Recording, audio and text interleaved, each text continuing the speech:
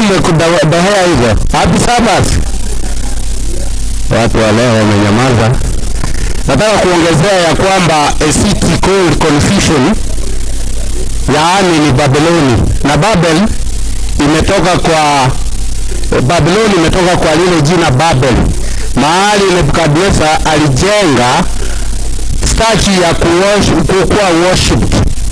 Kwa hivyo Babylon inamaanisha ya kwamba ni ibada zilizo katika mchanganyiko ya kupotea, in total confusion, ya kwamba hata saa hizi tuko na Babyloni nyingi katika kumtafuta Bwana. Watu wamechanganyikiwa, wamechanganya neno la Mungu na idol worship na culture na customs na fikira za watu wa kibinafsi, self-aggrandizement, mambo ya kuworship vitu kadhaa. Kama saa hizi inaweza kuwa ya kwamba kuna kitu ambayo una worship ambacho umekipigia maanani kuliko Mungu. Labda iwe ni pesa, labda iwe ni biashara yako, labda iwe ni kazi yako, labda iwe ni yani mchanganyiko, confusion ndio inaashiria neno ambalo linaitwa Babyloni. Jambo la pili, kanisa la Mungu ni kanisa ambalo linafuata neno la Mungu, neno la Yesu, Biblia na biblical truth. Ndio hiyo kanisa ambayo inaitwa remnant. Kwa nini remnant?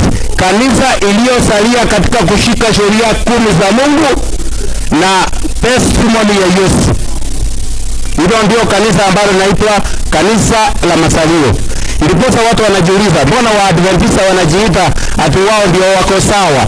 Kwa sababu wanashika amri 10 za Mungu na wanashika testimony ya Yesu. Yesu testimony yake ni kwamba alienda kanisani siku ya Sabato, siku ya Jumamosi. Luka 6 fungu la 14.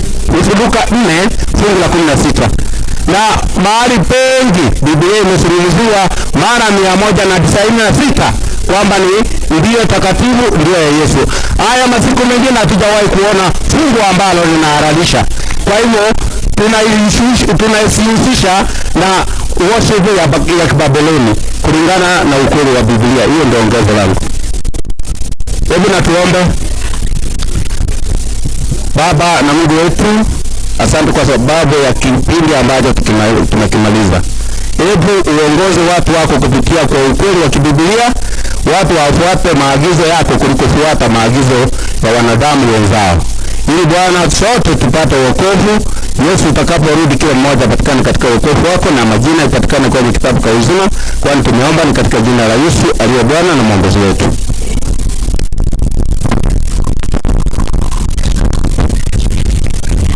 Asante wana lesoni. Kila mmoja akiendelea kusoma ataweza kupata ufahamu zaidi. Nanyi nyote asante kwa kusikiliza. Tuombe hii sehemu tuimalize ili tukaribishe vipindi vingine.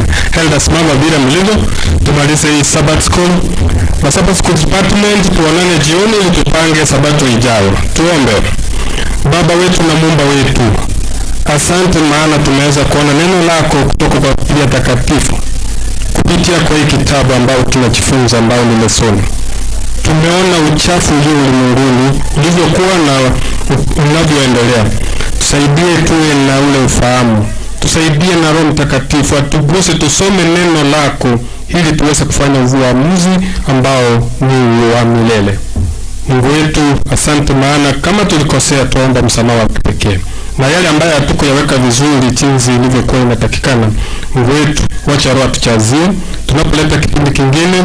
Na katika mikutano hii wana wako kila mmoja kienda nyumbani apate kubarikika. Asante kwa yote, tuongoze katika yote, ni katika jina la Yesu tunaomba na kuamini. Asante.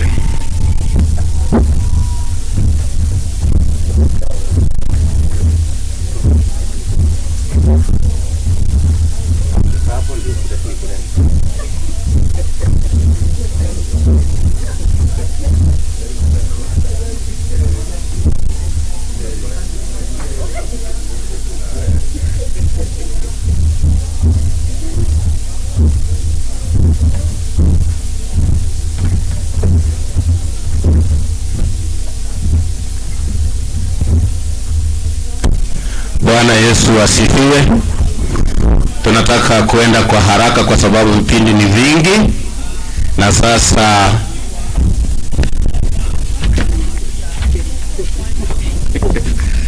nataka kumleta mzungumzaji wetu wa kwanza, mnenaji wetu wa kwanza Sabato hii, ambaye amekuwa akihudumu kwa majuma mawili ambayo yamepita, Madam Margaret Kerubo, ambaye amekuwa akishikilia sehemu ya afya. Ametufunza mengi sana. Wale ambao hamkukuwa wiki mzima, sijui kama atafanya summary aje, kwa sababu ameleta topic nyingi sana juu ya magonjwa ambayo yamesumbua mwanadamu saizi, ambayo yanakwaza hata imani zetu. Kwa hivyo wangapi pamoja nami watamkaribisha baada ya mimi kuomba ile maombi ya kumkaribisha? Wangapi pamoja nami wanamkaribisha mgeni aje atuambie juu ya afya? Hebu na tuombe. Baba na Mungu wetu, dada Margaret Kerubo anakuja ili apate kufunza watu wako juu ya afya na afya zetu na maisha yetu ya Ukristo. Jina lako litukuzwe, umuongoze, aongee kupitia kwa Roho Mtakatifu na kwa nguvu zitokazo mbinguni. Ni katika jina kuu la Yesu Kristo tumeomba na kuamini. Karibu dada yetu.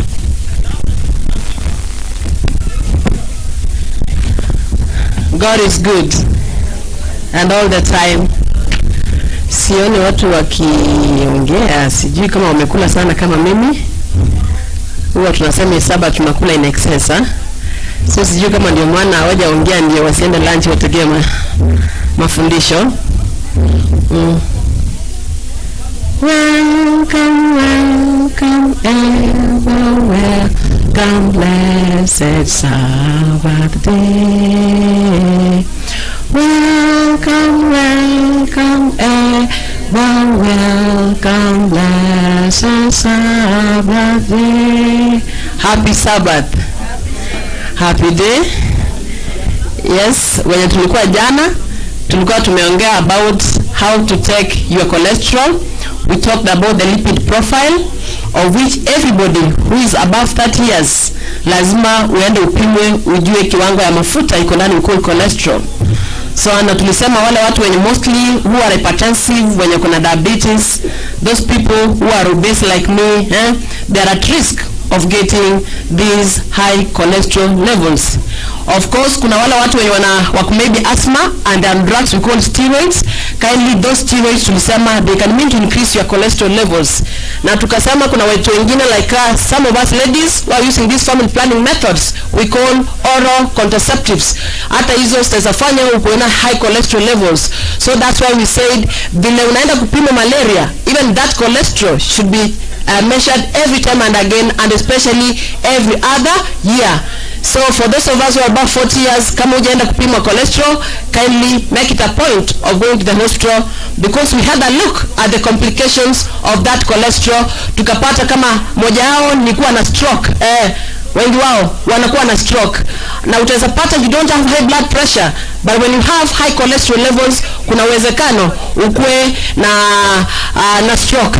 Na tukaangalia those chronic ulcers, that disease tulisema which is called the peripheral arterial disease. Unapata kuna vidonda ndugu kwa lower extremities because there's no enough blood circulation as the blood vessels have clogged with those fats. So tulisema kindly it's better for us to go for those cholesterol checkups. So kama kuna katumbo kama haka kangu, saa zingine hata kama una pesa ende ukopesha, uenda we call central obesity. So for those of us wenye mafuta imejaa hapa kwa tumbo, kindly go for those cholesterol checkups. Of course wanawake najua tukifika menopause unapata tunakuwa na central obesity, umeanza kusag, mafuta inajaa. So let us just go to the hospital for that cholesterol checkups. Na tulisema just a very simple procedure. You abstain from animal products for at least 5 days. Siku 5 peke yake. You just abstain from eggs, milk and everything.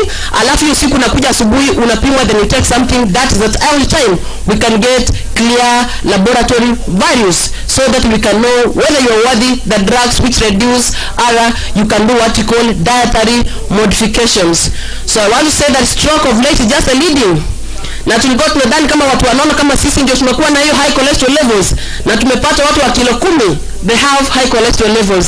So irrespective of your weight, kindly go to the hospital and do what you call the lipid profile, which checks your cholesterol levels. Of course jana tuliangalia the reference ranges, but because unaenda na daktari anaenda kutabulate those results, I think they can assist you. Sasa leo tumeongea a lot of things concerning the adults and the youth. Of course leo nataka kuongea vitu zinahusu watoto and even some youth, but also it can affect the adults. It's a very rare disease, so itabidi nienda polepole ndio mwelewe, because as of now when I talk about the statistics in the Kisii Teaching and Referral Hospital, kids with this kind of disease inaenda kuongea ndio wamejaa sana, and some of you maybe wako na watoto kama hao who have got those chronic conditions, na saa zingine so even the pain mtoto wako undergo, you can even start crying vile naongea saa hizi. So what am I going to talk about right now? I'm going to talk about a disease, a condition that we call rheumatic fever. Rheumatic fever. Mostly it affects children in the age bracket of 5 to 15 years. So watoto kama hawa, in fact hata wengine wanasema up to 17 years. It affects the age bracket between 5 and what? And 17 years. And it's something that is very common but very easy to treat and prevent. Because I said here last time that when you are here, we are purposely here for preventing purposes. We are just here because of the primary reasons of preventing diseases, not treating. So nija kuja hapa kuelezea madawa. I've just come to tell you on how to prevent this disease that we call rheumatic, just a condition we call rheumatic fever. Najua itaweza kuwa ngumu, lakini itabidi mniradhi kwa sababu it has affected most of these our young girls. It has affected most of these our young youth and even some adults who don't take the health as their responsibility, because we are told that my people get lost because of lack of what? Because of lack of knowledge. So what are the facts about this rheumatic fever? Tumesema number 1, it affects mostly children between the ages of 5 to 15, but it can extend up to 17 years. Number 2, it is mostly common in dirty environments, especially vile nimeona kama kuna mauchafu inajaa hapa kwa barabara. Most of those kids, when they just inhale that air that is polluted, there is a likelihood that it has what we call streptococci aureus, which causes the beta hemolytic streptococci, which causes that sore throat. So what am I trying to say? Okay. So what am I trying to say? Kama mtoto wako mwenye ako below miaka 17 amekuambia akimeza anasikia uchungu, we call sore throat, kindly treat it as an emergency. Hata wewe mtu mkubwa saa zingine kuna uwezekano when you have that sore throat, it is not treated, kuna uwezekano ukwe na what you call rheumatic fever. So kindly wamama wenye mko hapa, I know mko na wajukuu, mko na watoto wenu wenye bado hawajafika miaka 17, anytime a child tells you anasikia uchungu akimeza mate ama chakula, treat it as an emergency, because that bacteria we call the beta hemolytic streptococci, it can cause what you call damage to the heart, it can cause damage to the joints, it can even cause damage to the central nervous system, the brain. So kindly, it is very common in those dirty environments, especially as per the research umefanya pale. Unapata wale watu wanakaa town, pata unakaa kanyumba kadogo kabisa, tunasema bed sitters, alafu in fact there is no air inaingia hapo, and this town the way just has a lot of what? Pollution and excess population. There is a likelihood that you can have that sore throat. Another thing, it is very common among the school going children. So ndio maana nimefurahia kwa vile wanafunzi wangu wamejaa hapa. Kuna mmoja mwenye last week alisoma sijui shule inaitwa aje. So anytime you have that sore throat, kimbia kwa school nurse umwambie uko na nini, uko na sore throat, because that bacteria ikitoka kwa throat inaenda kwa heart, inatoka kwa throat inaenda kwa joints, inatoka kwa throat it goes to the brains. So ndio maana when we talk about this sore throat, we talk about this in the highest time possible, because tunajua the kind of effects it has among our children, and it's very common in the rain seasons. So kama wakati kama huu, because our houses are very damp, very common in the rain seasons and cold seasons. So kama saizi utazapata kuna uwezekano you have that sore throat that is caused by that streptococci, beta hemolytic streptococci. So tumesema just in overcrowded areas, rainy seasons, and mostly it just comes as upper respiratory tract infection. Nadhani kama tu nikahoma, alafu nasikia kana kwamba saa zile kama unameza kama ni mate inakuwa ni shida, hata kama ni chakula inakuwa na shida. But we are happy because God has got that age bracket kwa watoto wadogo kama mwenye anakimbia sasa mwenye ako below 3 years cannot express. But if you are above 5 years and above, kindly wakati mtoto wako ako na sore throat, kimbia pale hospitali so that apatiwe that treatment. Alafu we are told that there's that familial tendency. So utazapata kuna mmoja kwa familia yenu mwenye alikuwa na rheumatic fever, utazapata kuna uwezekano irudie tena from one of the family members. So we are saying it's very common. Tumesema it just causes that rheumatic heart disease number kwanza, na that's where I've got that interest concerning the rheumatic heart disease, kwa vile watoto wengi siku hizi wameanza madawa ya heart failure because of that beta hemolytic streptococci. So we've said one of the signs is that it has presents with sore throat. Alafu namba ya pili, unapata mtoto akona joto, lakini hiyo joto inakuwa worse in the afternoons. So unapata asubuhi joto ni kidogo, but when it's just in the afternoon, that fever it goes very high. That's what you call it. So kindly wale wa mama wenye kazi, most of the time we are busy in our cause. We are busy kufanya biashara zetu. Unaona kama mtoto ni mgonjwa alafu unaenda kufanya salon. Unaona mtoto ni mgonjwa unaenda kulima ama unaenda kazi without taking that child to the hospital. I'm telling you, you are going to spend most of your time in the hospitals like those watotos who have got sickle cell anemia. Sasa other sickle cell anemia is even mild because of the kind of pain we just see. So kindly, when a child has got fever na uliona mtoto alikuwa na joto, mtoto already alikuwa na kahoma, kindly take that child to the hospital because kuna uwezekano akue na hiyo beta hemolytic streptococci which can migrate from the throat to other parts of the body.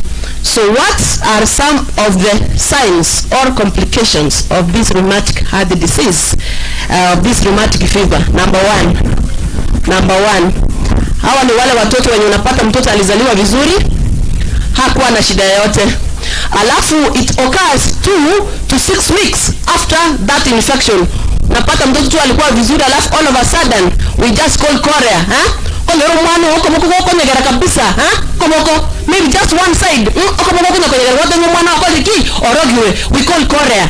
Ama saa zingine unapata mguu inakaa tu like a guitar, unadhani kama ni guitar inafanya nini, inacheza, we call chorea just because of that rheumatic fever. So kindly saa zingine mtoto anakuwa mwenda wazimu kabisa. Most of those cases zile wanakuja pale hospitali, in fact tunawafungia because wanakaa uenda, saa zingine wataza kukuma, ama saa zingine unapata anatafuta mdomo kabisa, kwani unapiliwa mimi hata kuleta in excess. Why? Because it has affected the central nervous system, and those things are very common. But just because maybe you don't know the reason as to why mtoto wako amekuwa mgonjwa, it just because of that rheumatic fever that has come as a result of untreated sore throat. We call chorea. Napata mtoto in fact anatafuna mdomo kabisa, saa zingine napata wakija hospitali ulimi yote imeisha. Na saa zingine napata kama ni mkono, unadhani kama just a pendulum, hii mkono yake every time and again. So saa zingine hata unashangaa kwani mtoto wako amerogwa na hata hakuwa na epilepsy. Tukifanya that history, mtoto wako hajaikuwa na epilepsy. Ama saa zingine napata kama ni mguu, lazima mtoto wako akae kwa stool so that hiyo mguu yake ifanye nini, we just call it that chorea. Kindly when you hear that mtoto wako ako na hiyo sore throat, kimbisha mtoto hospitalini. What about carditis, inflammation of the heart? Hawa ndio wale watoto most of the time unapata their heart valves zimekuwa damaged. Hawa ndio wale watoto most of the time wanaweka madawa ya heart diseases. Why? Because when the heart valves have gotten damaged, wanakuwa what we call cardiomyopathy, the enlarged heart inakuwa kubwa sana. Sasa ndio wale watoto saa zingine so the heart cannot do its proper functions or pumping. And watoto as early as 5 years, as early as 6 years, mtoto ameweka madawa ya heart failure. And what makes me feel a lot of pain ni zile mashindano ya tunadungwa na monthly basis up to mtoto afike miaka 18 ama 21 years. Imagine mtoto wako anakuwa mgonjwa, alafu every month atakuwa anadungwa shindano, and that shindano is so painful, alafu na kisha kama anadungwa till the age of what? Of 21 years. Very painful. Na saa zingine utapata unaenda kwa kliniki wenye wajui kudunga hiyo shindano because that shindano has got its own technique. Unapata mtoto wako anadungwa mara 10 na hiyo dawa bado haijaingia ndani. Alafu in fact tunasema afadhali mtoto wangu akufe. Ama saa zingine most of these kids they can even commit suicide because of that pain. Na saa zingine you just go to a dispensary penye want that painkiller, because that drug when we give you must put a painkiller which yenye tafanya nini itapunguza makali, but you find that you take your children these dispensaries, unapata they don't have that painkiller. Mtoto anadungwa shindani moja alafu anakaa wiki 2 hata mwa haweza akafanya nini kusongesha because of that very severe pain. But imagine it just came as a result of negligence. So kindly, kama unasikia mtoto wako anakuambia kana sore throat, hata wewe mwenyewe because you got kuna hiyo sore throat, kindly go to the hospital, ukunywe madawa. As much as we are saying that go and take ginger, go and take turmeric, go to the hospital first, because that ginger relieves the signs, but it cannot kill that beta hemolytic streptococci. So kindly, sisi as parents, let us spend time with our children. Mtoto akikwambia ako mgonjwa, hata kama hujaona makamasi, because as zingine utazapata there's nothing like mucus, lakini anakuambia kama kana kwamba anasikia uchungu saa zile kama anakunywa maji, anameza mate ama anakunywa chakula, take that child to the hospital. That's why we usually even go to schools. We just let these kind of young children who are here that are scared any like sore throats when they are just in boarding schools, wanakimbia kwa school nurse ama anybody who is there anamwambia kuna shida nini ya kumeza mate so that they can be given those treatments. So that's why we are doing mobilization. Hata watoto wadogo, they can be advocates of themselves. They can advocate for their siblings. So ndio maana saa zingine when you just go to secondary schools and everywhere, we talk about this rheumatic fever because we know the side effects inaletea mtoto. Saa zingine their lifespan, watu wengine if they cannot heal properly after the age of 21, watu wengi are even the age of 40. They can't reach at the age of 40. They like those are friends who have got what called sickle cell anemia. So kindly, that's one of the complications. Lakini ndio tunasema kama mtoto wako anadungwa ile shindano, don't be taking them. Those are the professionals who cause unnecessary pain because ile shindano ni uchungu sana. It's very painful. Hata wewe mwenyewe ukidungwa, in fact that drug we used to treat for now syphilis, kwa vile ilikuwa kama ni kichapo. Sasa ukiwa na syphilis unadungwa moja bila painkiller, alafu unalala ndani in fact more than 3 weeks, so that at least usiende kukua na hiyo mpango wa kando because of those 3 weeks, because of that pain. Hata uweze ukatoka kwa kitanda, but that is the very drug we usually treat with, we call benzathine penicillin. It's very painful kwa watoto. So kindly wa mama, hurumia watoto wenu. Ukiona kama mtoto amekuambia kama kuna hiyo shida ya kumeza mate, kindly take that child to the hospital. Saa zingine mtoto ataweza kuambia kana kwamba anasikia uchungu, the abdominal pain, alafu ukiangalia that abdomen there's some rash. Au kana ikula rash.